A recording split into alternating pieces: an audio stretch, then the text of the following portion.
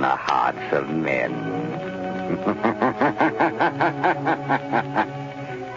The shadow knows.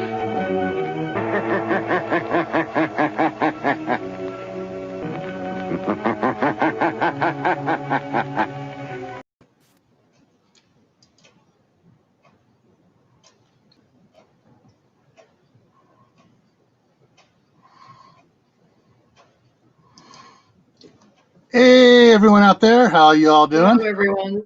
Hi. All right. So let's see who all's in here. Oh, we don't have too many in here. I know when I was over on Stringfield Ridge, a couple of the ladies over there going, ooh, this is going to be interesting, but I want to see comments from a few. So those of you out there lurking, at least type in, say hi. All right. We got Michael, 58 here, Kaylin Strain, and Dave. Dave's just going to be on the side chat tonight. Okay. Dave will be our moderator. Yeah, he'll be moderating on the side. Hi, Michael. Hi, Kaylin. Dave. All right, guys. So, first thing, let me switch back up over here and throw that banner up. In tonight's chat, please, there are certain words we don't want to say. We don't want to get it hammered. The Google the Google moderator support team is out in force. They nailed Michelle P over on Stringfield Ridge tonight for typing adorable in capital letters because she had her grandkids in view on the camera, and they deleted it, boom, like that. So we're not going to use the S word. We're not going to use the C word, which is those, the little raincoats. And can we use slang, or should we just use little terms like little raincoats and little raincoat, stuff like that to around it? And if there's anybody has a question on it, we'll try to explain it without, Yeah, we can use some creative words. We have big vocabularies. All right. Yeah. Hi, Uncle Al. All right, so now let me go back over here. All right, yeah, Uncle Al's in here now. All right, so for those of you that are here right now, one of the things I want to say is this topic actually hits close to home with me in a different way. Mm-hmm. And I'm going to, several times as more people come in and out, I'm going to jump on the guys out there, guys. So get ready. Don't take it personally. But in any situation, disaster or just regular life, just because the lady of your focus, there we go, the lady of your focus is very, very attractive, and you get all stimulated, it's not her responsibility to satisfy you. All right, guys. In California, that's called date. And we don't, guys, we need to step to the plate and take responsibility for our own thoughts and actions. That's right. And not put a big burden on the women we're supposed to be adoring. All right. So that's my pet peeve on this one for tonight, and I'm going to mention that several times. We're going to talk about several things here tonight. I'm just looking down at my notes here. But for the most part, I'm going to turn it over to Martha. And well, just let me slip back over here. And so she's well, I'll let her tell you about her background in the healthcare community and stuff. And so, Martha, tell them about yourself a little bit. Sure. So I have, I'm retired now. I was lucky enough to retire before I turned 50.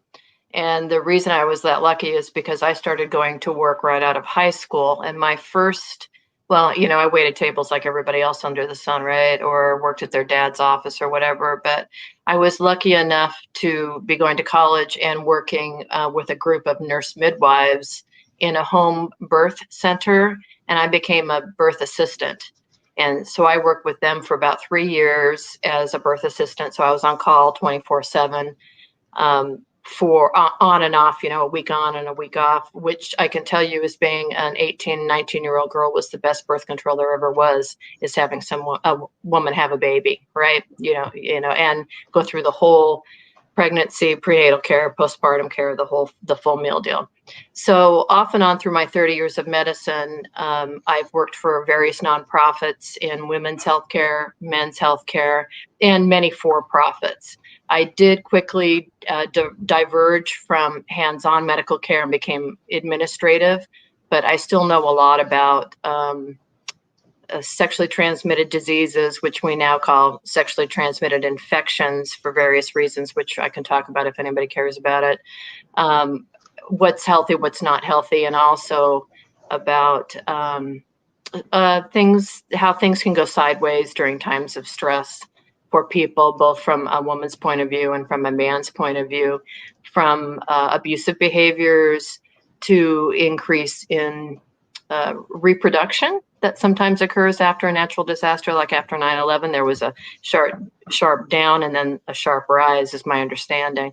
So if you have any kind of general questions, I can probably answer those, although I'm not a nurse or a doctor and I don't play one on TV. So that's my background. Yeah. My husband just brought me dinner. Thank you, Stan. The closest I have to being a doctor is I took the Bradley method. Parent coach. The birth coach. Yeah, exactly. Yeah. So, and then all my 30 some odd years of training for first aid, for disaster preparedness, the CERT program and stuff like that. Yeah. So, Kaylin, I see you made a little comment over here that's probably useless to you since you don't have a desire to be in a relationship. So not having a partner relationship, but you're still going to have friends. You're going to have female friends that will probably look to you. I understand I believe that you're somebody who's in my age group. So you're somebody who's going to be looked upon as maybe a mentor or somebody that is safe for somebody to come and talk with about a variety of things. Say you're the only woman in a group that's mostly men. Knowing this kind of stuff is going to be hugely important. Yeah. And Kaylin knows a lot of stuff anyways. Yeah. She has some really great review videos and stuff like that. Hi, Steve. Hey, Steve. And Albany Mountain Homestead. Welcome, guys. One of the things that was interesting, what you mentioned about the sharp dip and rise again from 9/11, there is a big ongoing myth out there about the 1965 power outage that took out power to 80 million people back in Northeast and everything. Yeah, the nights the lights went out in Georgia. There was a song after that, I think. Yeah. Yeah, but for that big one up there in the Northeast, when it was out for the time period it was, there's internet rumors and book rumors that it all spiked, and 9 months later there are babies all over the place, and there are several actual trying to find the right word. Research. They've done research documentation. They've looked into it, really, laid out all the numbers and stuff, and put it on a graph covering the 2 years before and afterwards and stuff. And there's the one that I was saying, there are blips every now and then. There are natural blips going along where there are spikes. Well, 9 months later, the spike was just the same as everything else. There was a little spike, but hey, there's always a spike. Yeah. 9 months after the Christmas holidays and 9 months after the summer solstice. It's just one of those things. It's just naturally, times where there is, because hey, a lot of people are out camping but anyways. When people have downtime and they have a chance to connect with each other for a period of time in a safe and comfortable place, I think the birth weight will increase in 8 to 10 months later. But if there is a huge stressful situation, I think it immediately falls because people are like, do I want to bring another life into this world? Should I be doing this, et cetera, et cetera? And so that would echo just what you said. Yeah. Yeah. Hey, sir. Hey, WD. Hi, WD. Yeah, it's me. So, so that's one of the big myths is that, everyone's going to get frisky during a disaster. And actually, no, everyone's not going to get frisky during disaster. They're going to be super stressed out, and they're going to be, doing things, physical things to, taking care of whatever, broken trees, flooding, whatever, they're going to be working on stuff. And for the most part, they're going to be too tired. It's a long drawn out disaster, such as an SHTF or TEOTWAWKI situation, where it's going on for a while, and now you don't have all these other influences that normal society puts on you. Right. And they go, we got to, everybody's got time now. They're all going to start doing stuff. And it's like, it probably not, if it's a like it is, that if it's a major event, it's going to last for several years and take several more years to recover from. There could be some that are going to, after a month or two, it's like, all right, this is the new normal. Yeah. Now let's get back to doing stuff. And they don't think about the other stuff that goes on with this, such as, wait a minute, there's no hospital to go to in 9 months. What if there's complications? I haven't had the birth coach class. I don't know what really to do. Or you run out of birth control that you've been using. Let's say whatever religion you are, there is a birth control method for you. I was raised Catholic, so we in high school learned the rhythm method, which is, you take your temperature and you chart, but the intent is the same, right? It's either a barrier, some kind of a barrier, whether it's a literal barrier or a time of the month barrier where you don't engage in sex. But if people don't understand the various types of birth control, not only will you potentially have increases in pregnancies, which, could be a blessing, it could not be a blessing, but also I'm going to just dip my toe into the infection pool there for a minute. That if you're not using condoms or other kind of a literal barrier method, infections are going to sharply increase. They're high anyway. They're a lot higher than anybody thinks they are. Yeah.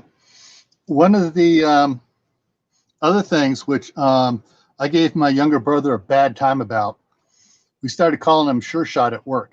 He's 2 years younger than me. And before I got married, he had 6 kids. The last one, she was on birth control. He was wearing the little rubber raincoat. Yeah. And they still conceived. Yep.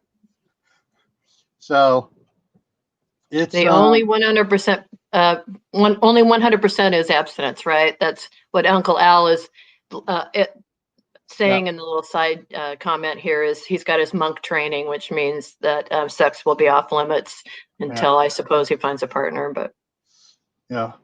So, hey, David Mule Train's in here. All right. So now we got some more people in here. I'm going to hit it once again. Guys, we need to step up and show the proper respect to the ladies. Just because the lady of your focus of attention is really good looking and stimulates you, it's not her responsibility to satisfy you. You need to take responsibility to controlling yourself. And I'm assuming when you say that, Gil, you mean that they know each other and that they're partners? Okay. Yes, exactly. Not just some random. And if you're not partners, then definitely. Hey, no, behave yourselves anyways, gentlemen. Yeah. Be gentlemen. Hey, Living Miracle Homestead. Hello. So there are a lot of little things to consider. I'm going to fire up two things here now. Health and sanitation. The conditions of yourself and your partner, and the conditions around you guys. You know, is it even safe to engage in intimate relationships? You know, it's it just may not be. You know, if you're like, let's see, during Katrina and then Rita afterwards, down there in the Louisiana area, the water was so nasty and stuff. It, you know, hey, it just wasn't safe for a month to, you know, the water and the conditions around to get intimate. And the other thing is to, you know, what is your health or her health? If you guys aren't in the peak of health and you're, because of what's going on around you, and you're coughing all the time, you guys are running slight fever, you know, there's different things going on. It's like, whoa, time out. It's not safe to be engaging in that stuff at all. Sometimes the best intimate relationship you can have is just a foot rub. And guys, the ladies like it. That's true. We do. You're right too with this, just the basic hygiene. I mean, in times where you can't have access to a lot of water, self-care, self-washing before and after intercourse between a man and a woman, or man and a man, or woman and woman, whatever, is paramount. Because have you ever heard the term honeymoon syndrome for a new bride? She can get a urinary tract infection from having intercourse with somebody if she's never had it before, and things aren't cleaned up very well afterwards. And usually, you know, they say it's honeymooners because it's after a honeymoon period of time, or literal honeymoon. But lower your gaze. Yeah, I see Kaylin's note up here. The advice to both men and women is to lower your gaze. Yeah. Uncle Al says TB, cholera, typhoid, and those aren't even, you know, the STIs or STDs we were talking about. But he brings up a good point.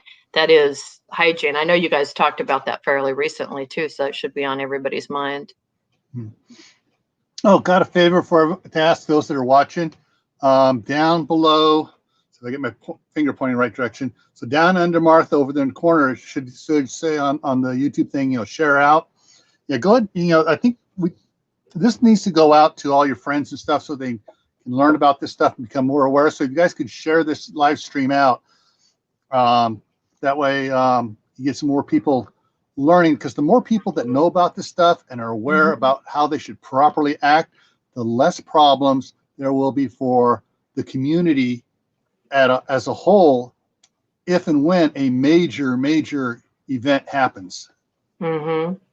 Albany Mountain Homestead, I see your point here. Again, I grew up Catholic, so this was something that was drilled into my head, that it's the woman's responsibility to dress in a modest way, to not, I can't read, it's in Corinthians, but not put lust into the hearts of men.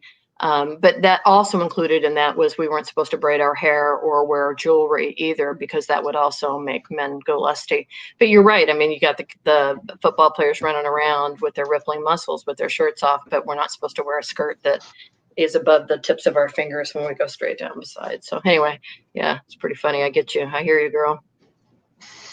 I mean, I'm sorry. I'm going to confess to something here. When my wife is wearing her coveralls or a plaid flannel shirt, I got to go the other way. I got to go somewhere else. I mean, I find that very hot.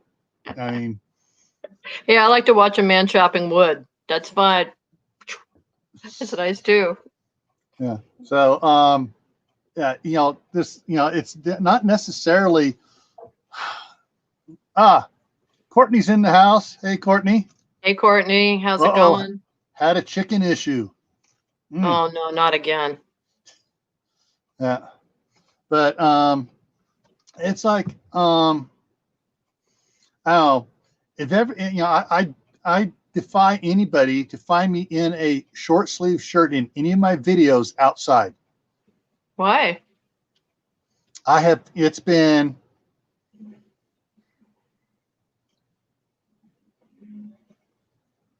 25 years since I've worn short sleeve shirts. Because you don't like your arms, or because it's better to wear a long sleeve because of the wood? It's it has Something to do personal that's none of my damn business. No. So it's not that. All right. When I was young, I used to go around, in shorts, as a little kid running around the yard and stuff, and up through high school and stuff. And I got, I'd have a really, really bronze tan all the time. Oh, yeah. Yeah. Then my grandmother started getting cancer on her nose and face and ears and stuff. Yep. One of my uncles started getting it. And then I noticed I realized my dad never, ever, ever wore a short sleeve shirt ever. Mm-hmm. And when he did take his shirt off inside the house or to do something, he had this tan line here because he was a welder. So he had a tan line here, but he had a ghost tan. The rest of his body, I mean, it was down to his hands. Yeah, the hands, was white, ghost white. And he wore heavy Levi shirts all the time. And as you can see, I wear a heavy duty. This is a Carhartt shirts. I really like these. These are cotton. None of that synthetic crud in there. They great for the temperature moderation. And it's been it's just been one of those things. It's and I found out that in the summertime, even wearing a long sleeve shirt, I have less problems than the guys that don't. And during my wilderness survival training and stuff like that, you get these guys out there hiking around and stuff, they start peeling off layers. And pretty soon they got all the skin exposed. And what's happening? They are evaporating a ton of water. Yeah. And so by wearing a shirt, I actually, when I was living in Arizona in 74 and 75, we wore long sleeve wool shirts out in the desert. And in the morning, we'd take the shirts off, dip them in the water, put them back on, and we're good till noon. Oh, that's a good idea. Take them off, dip them in the water, and we're good till dinner time. And we stayed a lot cooler. We had to drink less water because our bodies were cooler. So Albany Mountain Homestead asks, how long did it take you to get used to that being fully dressed, Gil? A couple months. No, so not too long. No. And now you're probably one of the few people in our age bracket that's not fighting skin cancer of some kind. Yeah. What bothers me here is, I worry about my ears here because the baseball caps provide no cover. Occasionally I'll wear my cowboy hats out there and stuff when I remember to put them on.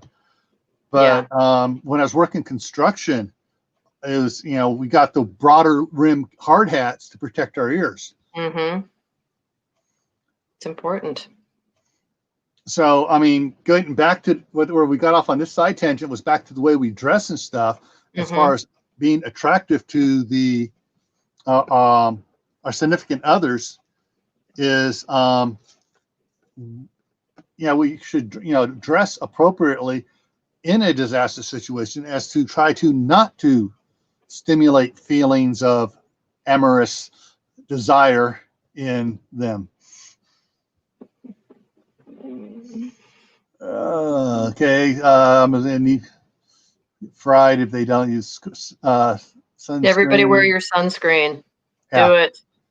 If it's not night, have your sunscreen on. Yeah. That just made me think of something as far as supplies. An after effect of letting our amorous affections run wild in a disaster situation is now you got this little mini me that you got to take care of. And do you have all the supplies for them? Do you have sunblock for them? Do you have the baby sunblock? Do you have all the clothes and stuff? That's something else you need to think about before you start engaging in certain behavior. Access to water just for diapers alone would be huge because you wouldn't be using disposables, right? After a while, disposable. Unless you happen to have a cargo container full of disposable diapers, Yeah. Hey, Tim. We got Tim Fergal from over here in Idaho joining us up in the Panhandle. Tim likes a bucket hat. Seems to hold in the heat, though, he says. Well, it depends if you get the ones with the vents on it. The one hat in some of my videos from last summer, I had my big farmer hat, and it's got the vents around the top here. And what I did was to put an extra thing of cheesecloth on the inside to help block the sun coming in that, but it allows ventilation to go back and forth. Oh, I know. That's what I was just laughing at. Whoa. My grandmother, born in 1899, had 14 brothers and sisters. Wow. And they were lived up on a farm up above Coeur d'Alene. Yeah. I was not supposed to shave my head. She's not opposed to shaving her head. Not opposed to shaving the head. Yeah. Courtney, are you saying that because you think that it would make you look more like a man? Is that where you're going with that? Or are you thinking, what are you thinking? Help me understand that. I think she's saying make her less attractive.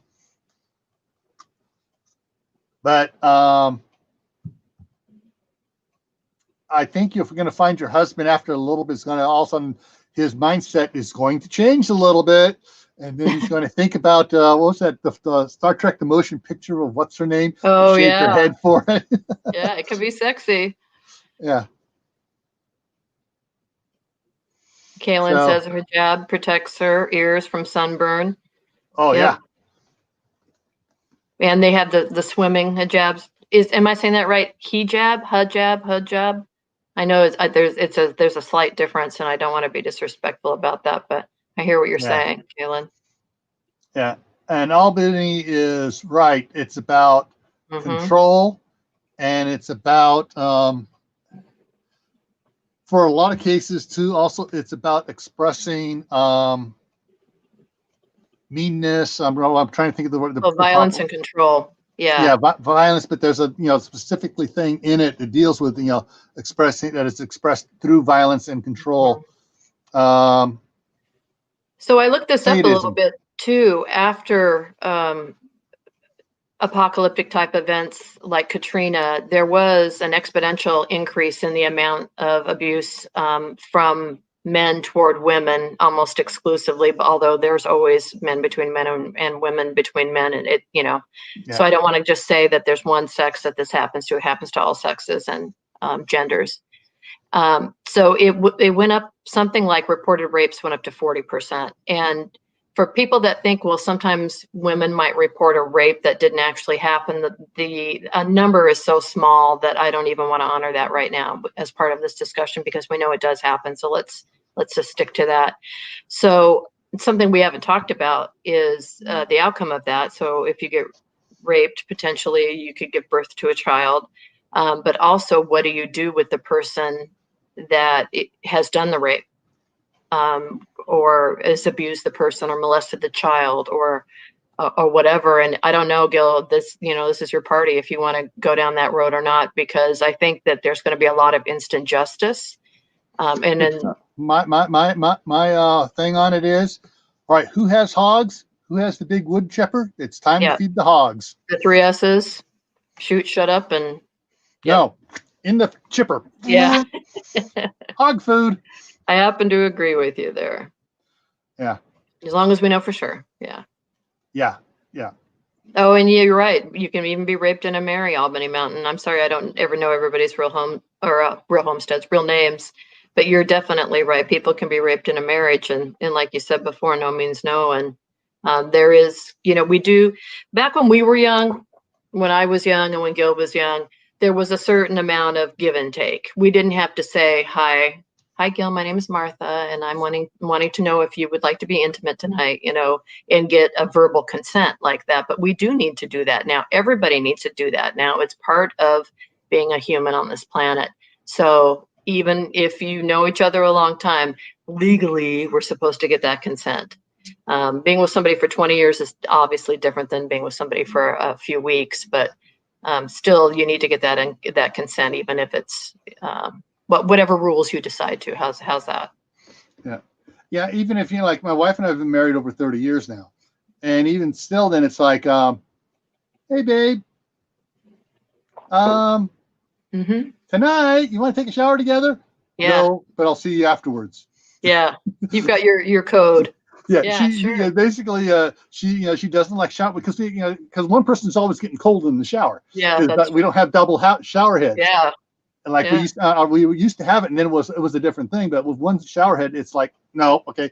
But she said, "I'll see you afterwards," which means afterwards. Yes, okay. Yeah. Or no, I got Anthony. Hey, Anthony's in the house. Well, hello, Anthony. How's the baby?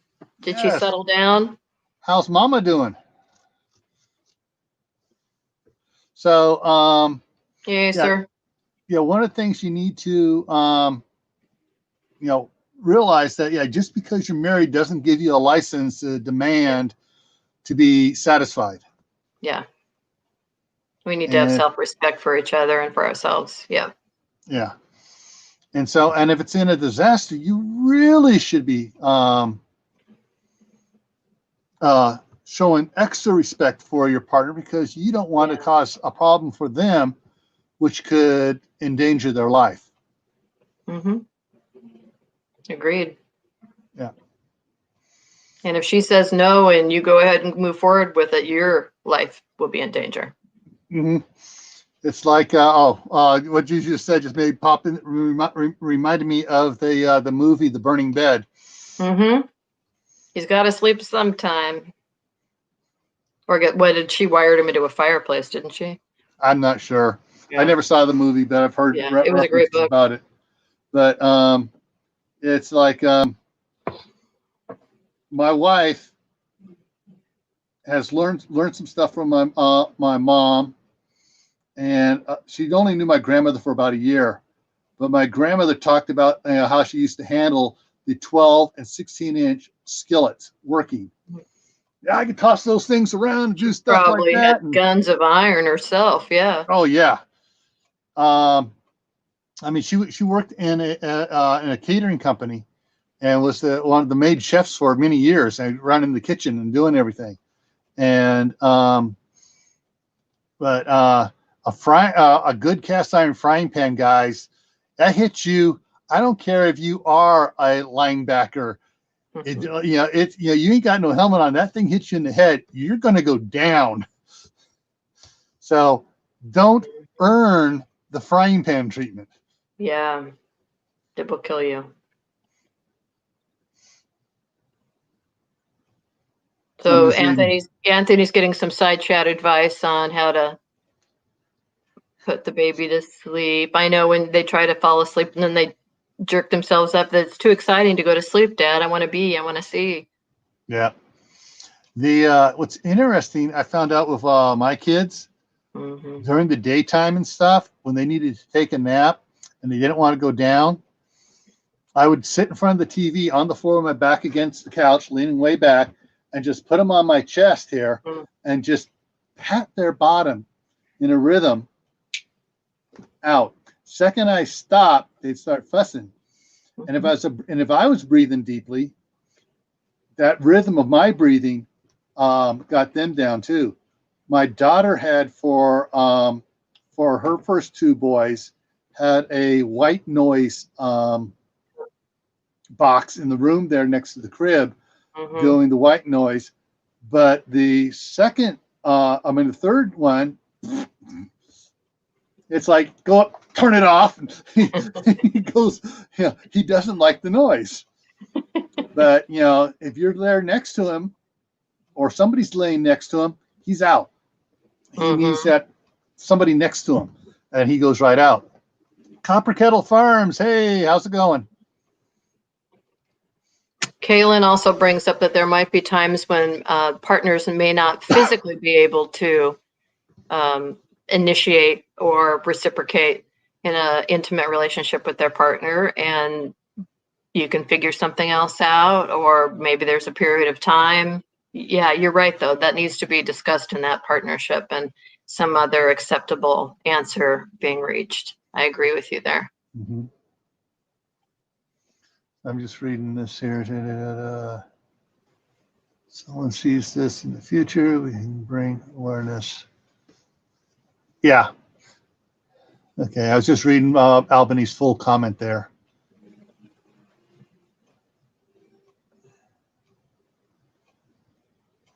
All right. I'm just trying to catch up on some of the good comments here. See what's going to. Mm-hmm. More advice for Anthony there. Yeah. He's got the white noise going. Put her in the car and drive her around the block, Anthony. Does that work out? He says, all right, guys, what Anthony's talking about here, you know, yeah, she wants to lay on dad. Yeah. Can't do that all night long, not safe. Yeah. Well, this is having kids is a result can be a result of what we're talking about here. Mm-hmm. And you need to, you guys need to plan out and think about, that reminds me, I got to bring something else up here real quick. I did some other research here on it. See if it's on, is it on this computer or not? Dang it, it's not. Shoot. Okay, because I just got a new computer here to I finally set it up. Had it for a while. I just finally set it up so my computer doesn't overheat and everything. But so it's on my laptop. I still have it. There was some links I was looking up talking about the little rubber raincoats, guys. Mm-hmm. They do have a expiration. They certainly do. They're rubber or latex. And I looked up I can't remember where I found it, but basically the information was it came from Duralax or whatever the company's called. That the latex ones have from manufacture time a 5-year shelf life. Mm-hmm. The other one, the non-latex ones, and they gave the chemical name of it, whatever, has a 3-year shelf life. And that's in good condition. That's not in a wallet, right? Getting sat every day and fold it up. And not getting all the extra body heat on it too. Mm-hmm. And that's the thing is they said to store it in a cool place where it doesn't get warm, because heat and sweat, even though it's in a container, certain things will still permeate through the wrapper, salts and stuff, and will affect it dramatically. As a side note on that, we used to have a haunted house called Spook Alley, and we've ran it since I was 11 years old, and we had hundreds of masks, latex masks, and when some of the guys working in our haunted house would be wearing them, and they start sweating profusely and stuff and everything else, those masks only lasted one year. I mean, we ran like 10 days of our haunted house, and by the end of it, we'd set them off, try washing them off every night and stuff, but still, at the end of the time, we'd be sitting there, we'd notice it already starting to wrinkle and do funny. And even wash it off, and we'd let it sit there. 3 months later, they're toast. They can't be worn. The breakdown has already begun. And so the same thing with the little rubber raincoats. They will, carrying them in your wallet and stuff, there is damage that is done to it. Yeah. And even if you have them in their package in the house, if you have it up on a high shelf, well, where's the heat go in the house? It rises. So you can wherever you have it stored, if it's not stored in a cool place, you're going to shorten the lifetime expectancy of it. And like I said earlier, for those that were here for it, my brother, who we called Sure Shot, she was on the pill. He was using one of the raincoats, and they still had child number 6. Yep. So Dave says he's just going to stay single. That's his method. I'll just stay single and trust no one. I'm not logged in, so I can't highlight anything. Yeah, I see. So only the moderator, like if this was yours, you could be the one to bring it up there like that. Yeah. Unfortunately, that only allows StreamYard only allows the host to bring stuff up. Works for me. And let's see, Anthony, we were, for the most part, we're talking about established relationships, but I think we're talking about consenting adults too. And we did touch a little bit on abuse and molestation and the R word. I don't know what we can say and not say before Gil gets dinged. So we did talk about abusive behavior, but we're talking about relationships right now. But that is a great point, Anthony. And I don't know much about pheromones. If I hadn't known you, I would have called BS. But because I know who you are as a person and as an honorable man, I'm going to say it's true. Yeah, my wife really looked. For some reason she researched a bunch on pheromones and attraction and stuff, and there are some pheromones attract people and some pheromones repel people. So you have guy A who's attracted to lady A, but not lady B. However, lady B is attracted to guy A and lady A isn't. So it's like true love triangle of attraction, repulsion, and stuff. And so sometimes it's the guys' pheromones repel the ladies, and the ladies repel the guys, and sometimes it's they're other way around. And so pheromones can really get. And you guys, we got to realize this. You're not sure what's going on. Why am I so attracted to her? Hey, it's chemical. Yeah.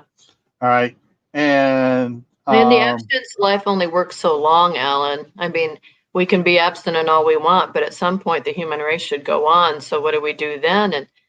And Wide Family Farm, you bring up a serious point too. A woman who has diabetic, sometimes she could just be diabetic when she's pregnant. So you have a fear of preeclampsia and a C-section. So having a VBAC, which is a vaginal birth after a cesarean, so trying to have a regular delivery through the vaginal canal after somebody's had a C-section is tricky. And you have to have somebody available that can do a surgery. If I had to, I could help somebody deliver a baby. I've done about 50 of them in my life, but like I said, that was in the late 80s. But surgery, no bueno. That's not my bailiwick, and I don't think that it's many of ours. So that's another conversation to have with somebody before you go down that road of even should we have unprotected sex. I mean, you really need to start looking at all the steps down the road. Again, not to mention the diseases, but we're sticking with pregnancy right now. And I can't remember if I did. Gestational diabetes, Kaylin. Sorry. Yeah. I can't remember if we've had talked about this on a live stream or not. I know I've included in several of my books about it, about forming groups and stuff, and trying to make sure you have in your group, whether it's an official group or whether it's just a collection of friends that are just kind of informal, talk about, hey, if something happens, we're all going to get together and we'll help each other out. You need to make sure that one of them is a doctor, one of them is an RN, one of them is a dentist. And a nurse midwife wouldn't hurt, because doctors get one rotation through delivering babies, as do RNs, unless that's the subspecialty they end up in. Nurse midwives or just midwives. We'll probably go back to just having midwives, not nurse midwives, because we won't have nursing schools potentially, right? I would highly suggest having somebody like that in your world as well, because they also do prenatal care and postnatal care, as well as like 0 to 3 months worth of baby development. Age 0 day to 3 months. They're trained in all that. So right now everyone's there's all right, not to get political here, but there are a lot of people saying, oh no, what's going on is going to lead to the apocalypse. But now is the time really for everyone to prepare on different things, gain knowledge, get books. There's probably some video courses out there on stuff that you can download and get or buy on DVDs or Blu-ray or whatever. Stuff like that is, if that is something of your concern, is something you should look into. Don't jump on board of the first one you come across, because you may find after you pay this huge amount for it, you may find, oh, wait a minute, here's the same thing for a third the price. So look into it, do your research. That's what part of what this is about, is people, is some research for you to understand of causal effects of actions and how to respond to it. Well, if you're prepared ahead of time, you can do a lot if you start preparing ahead of time, you can do a lot before something happens. And once you are prepared, you're more at ease for a situation than if you're not prepared. The more you know, the less you panic. Monty's in Motion is in the house now.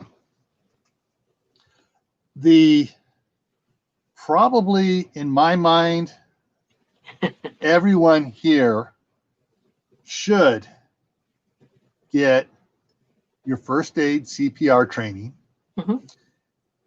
If there is a scout office near you, they do offer a wilderness first aid course.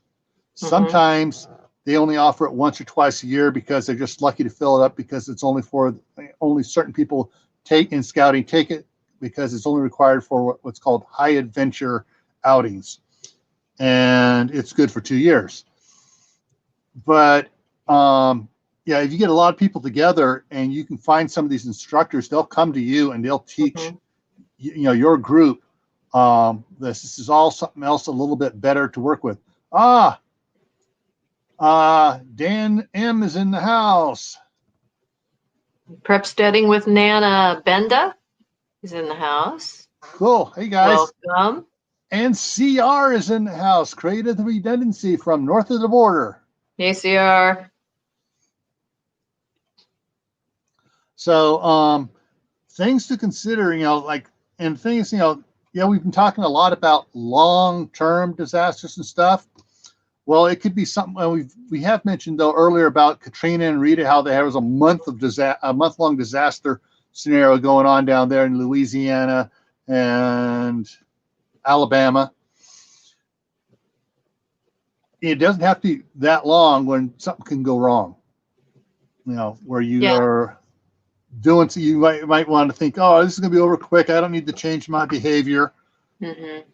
Guys, I'm putting this all on our shoulders. We need to modify our behaviors a lot more than the women need to modify theirs. A lot more. Like I said at the beginning, those of you who just come in here lately, just because your significant other is very hot and desirable to you doesn't mean that she has to satisfy you when you get aroused.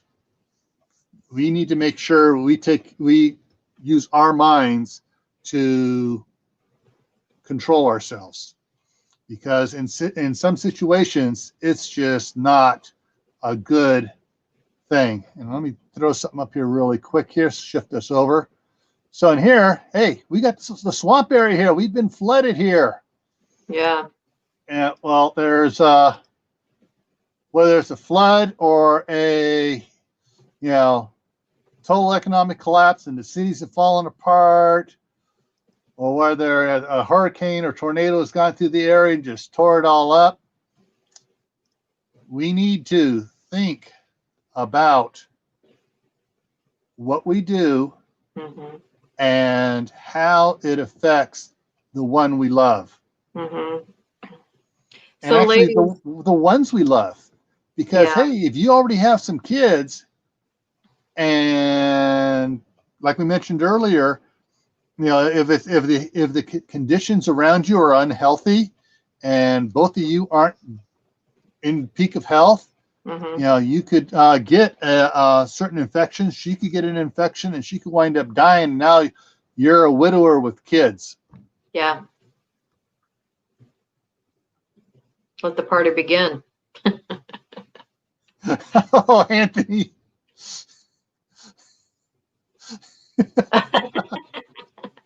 And hide. Yeah. Or as my dad used to say, sometimes you got to walk out into the cornfield. Yep. So ladies, as a little bit of a sidebar, if you are a member of a group, or are they called MAGA groups? Gil, MAGA? All right, Or there's whatever. different ones. There's a MAG is a mutual assistant group. A CAG is a community assistant group. Then there is they actually form LLCs where they actually own land and everybody shares in it. Limited And liability. there's like 8 different types of groups. So within your groups, this may be a topic for the whole group, but I just wanted to take a step back and say before, when Gil invited me to be a part of this live stream, I got on YouTube and Googled my little heart out, and I don't think there's anybody else that's done a live stream on this topic. There are very few people that have actually talked about this topic, except for a couple of the gigantic preppers that live north of us, the Canadian one, it's not very good.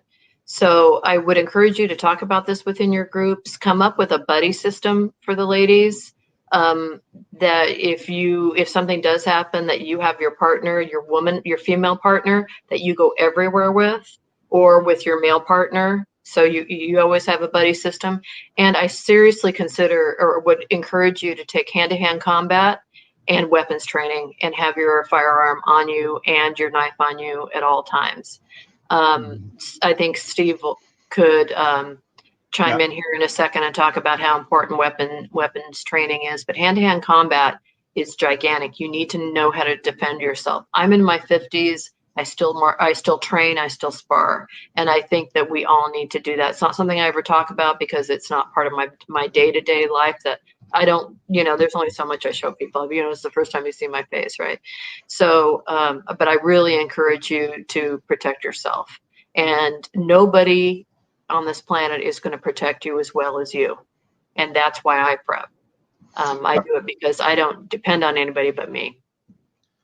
Okay, let me fix this up here. This is COR. A girl and a gun as a group. All right, guys, I put Steve's channel link in there.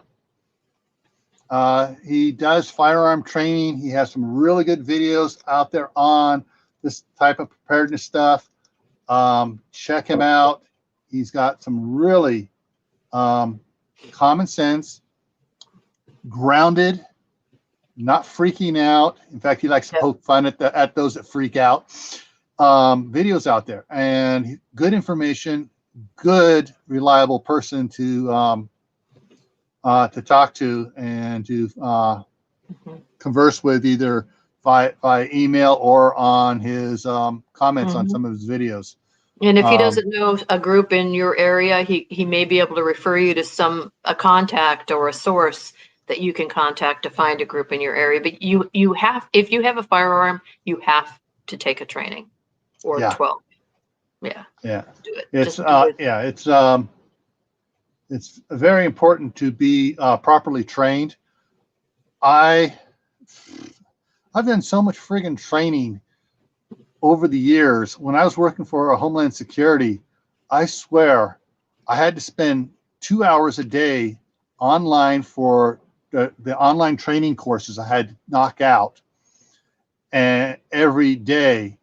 And then there were, these things repeated every 3 months. Bloodborne pathogens, I had to take that every 3 months, and it was a 45-minute online class. Yeah, I had to take it every year, not every 3 months, but every year. Yeah.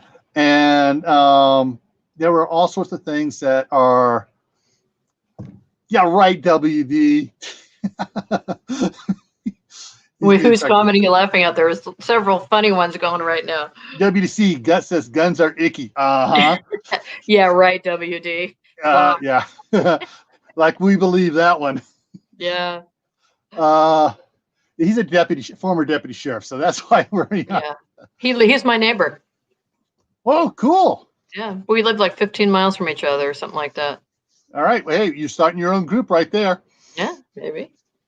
Yeah. So Cooper Kettle Farms, check out your nearest community college. They often have midwifery training, and it's midwifery. It's spelled midwifery. A lot of people say midwifery, but it's midwifery. Don't ask me why. I don't know. Mm-hmm.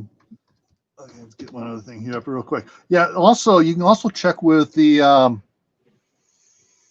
check with your doctor's office. They may know where some of that training is going on at, or your local hospital. Yeah. Your county hospital. Yeah, check with the OB-GYN department, and if your doctor's an OB-GYN. Yeah, WD, you're retired, Leo, yeah. Okay, and I want to throw one other link up in here real quick here. So Creative Redundancy says he agrees his buddy got jumped back on the 30th. Pepper sprayed was sprayed? I don't know where you're going with that, bro. Lost money too. Spatial awareness is very important. Yeah, for sure. And he had pepper spray. Looks like probably had some training. Still lost some money. But you know what? Take the money. What's your first reaction is to try to get away and to be safe. Yeah. Unless you're Uncle Al, and then you shank him, which is what he suggested earlier. But I don't think we can suggest that online. Yeah, I think Uncle Al also has an ancestral weapon that he will pull out and become the last samurai with. He'll go down fighting, that's for sure. Yeah. And Steve has talked about this before about, or he mentioned it, that just because you've done training once doesn't mean you're going to react that way. You need to develop muscle memory. Muscle memory for sure. Yeah, it's, like most of the guys that I went through the academy with, 4 of us during the academy, we took what's called the extended academy. It was at night, and so it took twice, over 2.5 times as long to take, because we weren't doing it during the daytime for 8 hours a day. We were doing it for 3 hours a night. We spent a lot of time at the gun range before it happened. Now, also before this, I actually had been teaching firearms and defensive tactics for the sheriff's department at the community college for 2 or 3 years. And so for me, if I don't go to the range for a month or two, it's like, okay, I got to start all back over. To me, I start back over again as if I hadn't been there for 2 or 3 years. Yeah. Go slow, develop my speed back up to make sure I haven't picked up any bad habits just from muscle memory, lack of use, bad habits. Allie Carroll, that is mean. So Allie, I've heard that before as well, and I researched it, and unfortunately, it's not true. What they put in the wasp spray, usually it's chrysanthemum, and there are other ingredients in there, but often people can go right through that. They don't get that blinding, the respiration restriction, or the eyesight restriction. So I encourage you to look that up. I think it's a wives' tale that's been disproven. And I know YouTube videos shouldn't really be believed, but you can see a few of them where people get sprayed in the face and they walk right through it. But the pepper spray companies also don't recommend it. But if you're a conspiracy theorist, you're going to say, well, of course they're not going to, because they want to sell you the pepper spray. But I really believe it doesn't work. So yeah. And Anthony's right. Sometimes people aren't affected by pepper spray as well. But I think the percentage is probably too low to keep you from not carrying it, right? Yeah. Lone Star Preps is in the house. Hey, how's it going? Haven't seen you for a while. One of the things that interesting about what Anthony said here, when I went through the police academy, we were out they did this out at the gun range, dealing with the tear gas training. And when we broke for lunch, they broke 15 minutes early, and no one could drive for that 15 minutes because they took a Q-tip and just dabbed a little bit of the CN liquid here under everybody's eyes. And there were 2 of us, Scott and myself. We sat there and we looked at him and go, are you actually using stuff? It just feels like water. And the instructor, the old sergeant there, he goes, oh, you guys are just trying to be tough, blah, blah, blah, blah.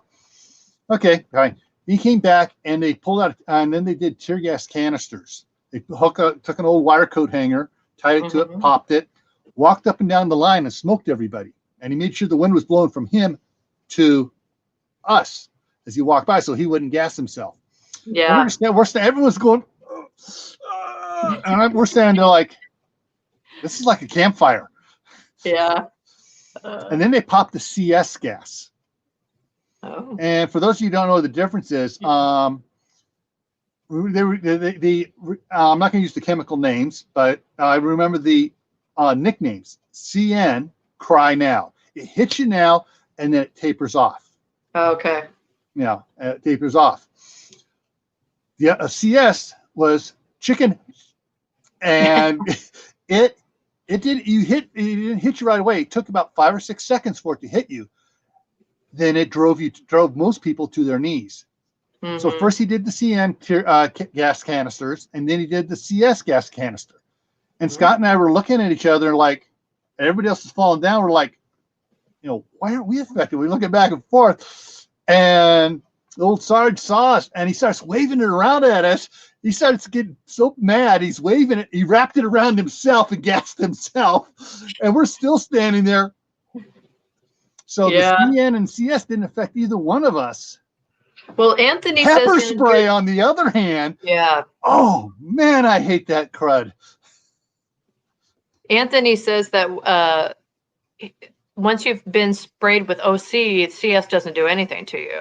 I'm not sure what OC is. It's not my OC is the capsum. It is the pepper spray. Oh, okay. So there you go. And Lone Star Preps, I have seen recipes for homemade pepper spray. I once saw an episode of that stupid Doomsday Preppers where some guys made it with just the crap from the jar, but like the Frank's red sauce, and it worked.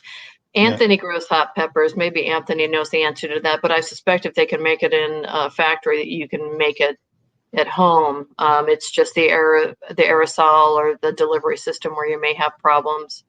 Yeah. And one more thing, Anthony also says, know the laws in your area. You can potentially get in tons of trouble if you use something that is not approved for that use. Like I know I gave my girlfriend some bear spray because it goes long distances. You can shoot it up to 40 feet away. Once I found out the wasp spray didn't work, but apparently if you use that on a person, you can get in trouble. But you also have to, measure, stay alive and get in trouble and get a ticket, even if it's a felony or whatever, and, stay alive. There's that.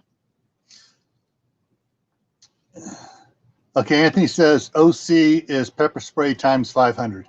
Well, there you go. So it's almost like using ghost pepper juice. That you would get in trouble everywhere in the United States. Yeah. If you use ghost pepper oil. But again, yeah. Of course, if it is a major TEOTWAWKI situation, the end of the world as we know it, and law enforcement's not going to be around for 5 years. Who are going to call? Exactly. Yeah, Courtney. And who are you going to call? So it's like, hey, I can't call anybody. They can't call anybody. I'm using this on them. Yeah.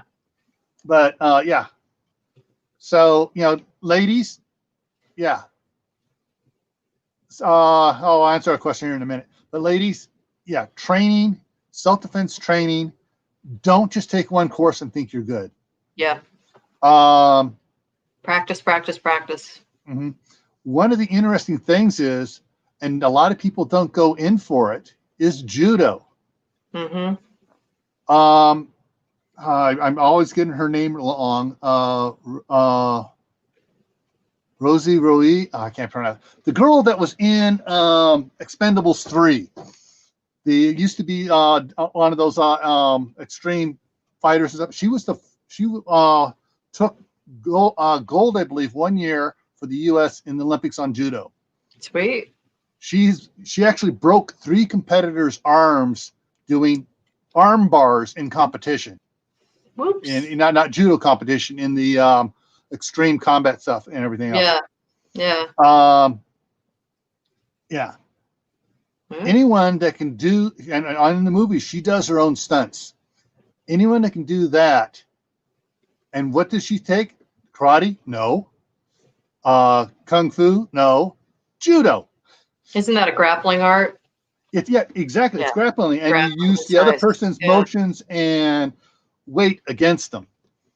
Yeah, Anthony has it. That Ronda Rousey. There we go. Ronda Rousey, yeah. Yeah. She is. And so does White Family. Yeah, sorry. Yeah. You both had it right there. Okay. And her recommendation is, hey, judo's fun. Take it. It's you're not punching. You're not doing. You're just grappling, pushing away, shoving, pulling. Doing stuff like that. And it's a easier. I think now. Don't quote. I may be wrong. I think it's an easier art to learn than trying to learn karate, taekwondo, or kung fu, or any of those others. All right, and Steve says judo comes from jujitsu. And Albany Mountain Homestead wonders if they can recommend a channel for self-defense on your live stream. Oh yeah. Let's see here. Can I do that here? Nope, I can't do that there. What is the name of the channel? Go ahead and type it in, and I'll see if I can pull it up here.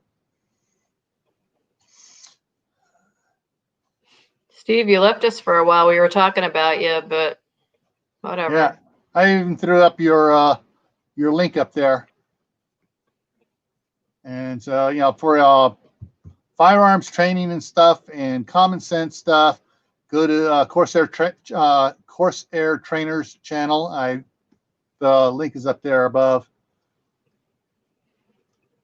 Okay, so let's see what Albany Mountain Homestead is going to give us the name of the one there. He's doing dinner now. Ooh, late dinner. It's 8 o'clock there in California. But yeah, there are some good ones on YouTube for self-defense. There are also some. Oh, Step 1 Survival. Yeah, okay. Let me see if I can bring Step 1 up here again, because I have them buried somewhere here. Videos are great to watch, but nothing beats hand-to-hand combat being hand-to-hand. So I just learning how to do something I think is great from a video, but you don't know what it's like to get punched in the face until you've been punched in the face, or to punch somebody in the face until you punch somebody in the face. And so I'm just throwing that out there. And how tiring it is to fight. Nobody ever talks about that. It takes it out of you to go for more than a couple minutes hitting somebody as hard as you can. All right, so there is the link to Step 1 Survival. Right on. Yeah, and like Steve says, get training. Yeah. Get training. And once you got training, practice. Now, besides, like we were talking earlier, hang on a second. There we go.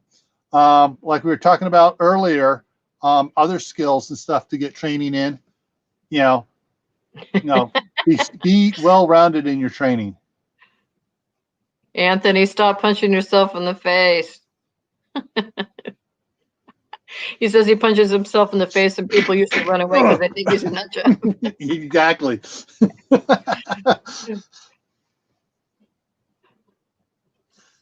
Either that or you start talking to yourself. What do you mean?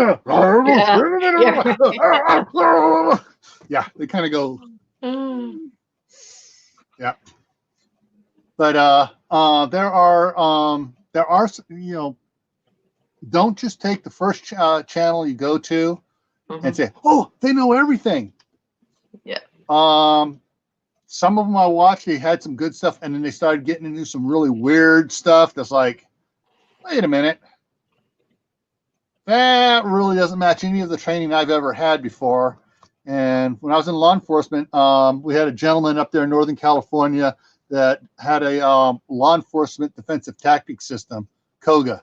And so a lot of us were taking it, and he would come around to different parts of to the different departments and hold classes and stuff. And so in some of the stuff, it's like, wait a minute, that's just the opposite of what I learned from him. Just the opposite I learned from two other training schools I went to. So you got to watch out on some of these ones on there, and some of the moves they show doing. You can't do it just off of learning it like that. Yeah. It takes months and months of practice to get that good at doing that particular move. And if you don't practice it, you're going to screw it up and you're going to put yourself in a worse situation. But that's what I'm saying. Something like judo, jiu-jitsu, the grappling arts, those can get kind of fun. Yeah. Especially if you have a partner you like playing around with. You like grappling with, yeah. Exactly.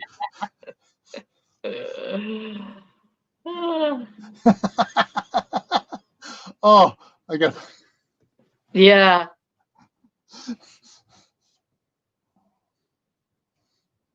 So when I started training in martial arts, my art is Taekwondo. I took it through the adult program from the community college. It was like $35 a quarter at the local junior high school, except, it takes me 45 minutes to drive to a junior high school because I'm in the boonies. But that's how I started 20-something years ago, in my 30s.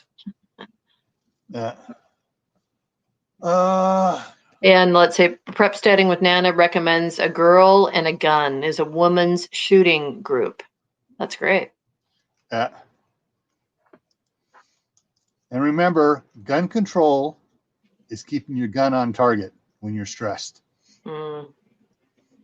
Steve from Corsair Trainers also reminds us cardio kickboxing does not count as self-defense. And he is right. Yeah. I saw something so funny one time. And people, don't take this the wrong way. There was a little altercation going on outside of a bar. Some guy was hitting on a girl. She didn't like it and stuff. And she kicked him and stuff and started dancing around. She goes, "I got a black belt in Taibo." Taibo?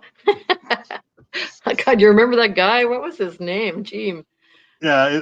And anyways, she started, because it's like Steve said, it's cardio fighting, not real fighting. And she started to get to, once he recovered from the initial kick, he started going down on her. Fortunately, several other guys didn't agree with that.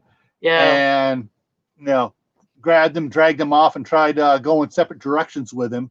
Billy Banks. Banks. Billy Banks, Taibo. Nana, I think using a sword is an awesome idea. Swords are heavy. Yes. So, however, you learn to use a sword. There are several different types. So like a guitar, I have a collection that people call it insane. My daughter, because of what I had, when she went to the university, she got on the fencing team and was actually, I think she was the one semester she was the captain of the fencing team. Nice. She uses the light fencing swords. She still hasn't learned how to handle one of my katanas. Yeah. The katanas are a totally different animal to deal with. And then you go to the big broadsword, English broadsword. Oh my God, I couldn't even. Even the small ones are hard to use. And then you go to the short, I'm just losing it here.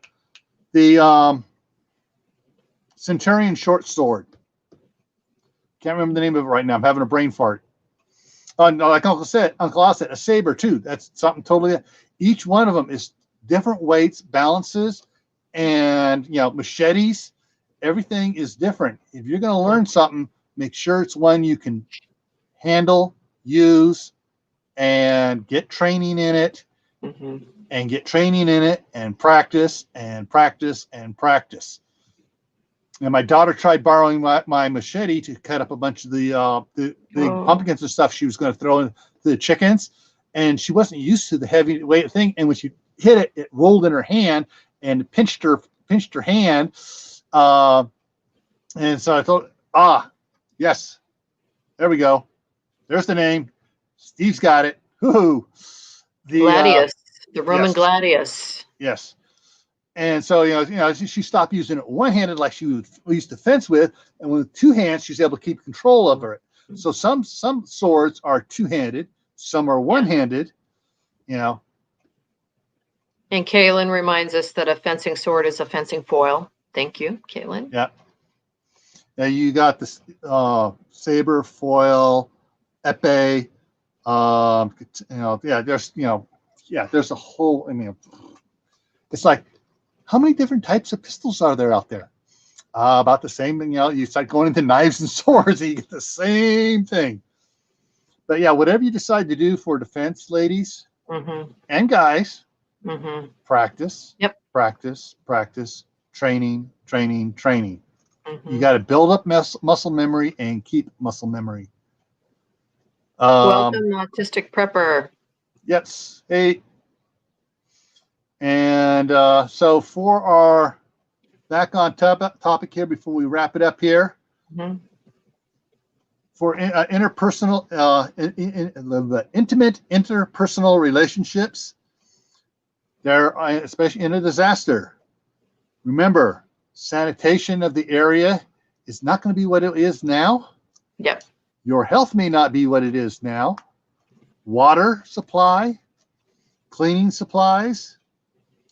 Hey, after effects, the stress of, did I get her pregnant?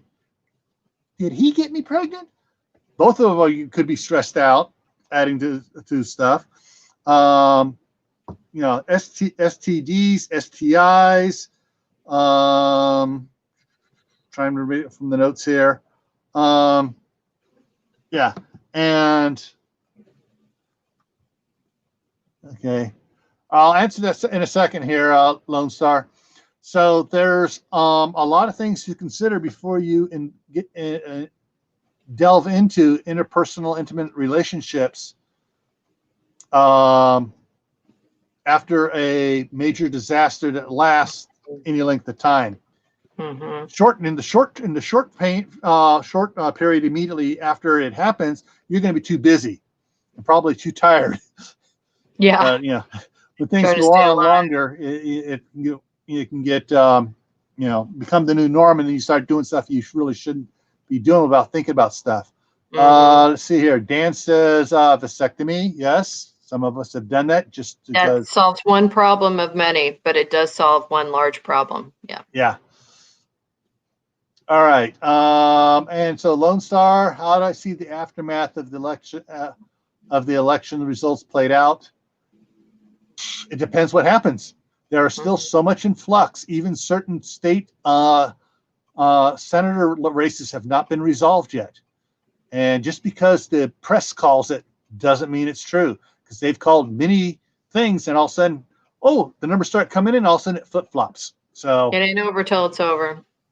Yeah, we won't know until the final thing is in, and the election's been certified, and everything's done, and all the lawsuits are settled, because I know there's already a lot of lawsuits over certain things, so we're not going to go into that here. Good night, Courtney. Night, Courtney. Good night, Dave. Yeah. All right, guys, so one final thing here I want to fire off here, and that is Tuesday. Tuesday's one is the topic for Tactical Tuesday is being mentally prepared for losing a family member during a disaster. All right, that's so we're going to talk. Yeah, we're going to talk about that on Tuesday. And so, yeah, because that's something most people don't even think about in their preps, is preparing for losing somebody. And so, if we have any mental, I'm just lost it here. My mental health specialists. There we go. MSWs, licensed clinical social workers. anybody out there, or if you know anybody that's on YouTube that is one of those that you can get the, I would love to have them up here. I'll turn it over to them and I'll sit back and I'll take notes. But anybody interested that has some sort of knowledge about this, I'm going to be doing a lot of research, but what research I do is not as good as having a real professional up here. So, good night, CR. Good night, WD. Good night, you guys. All right, so that's it for tonight. Thank you guys for coming in.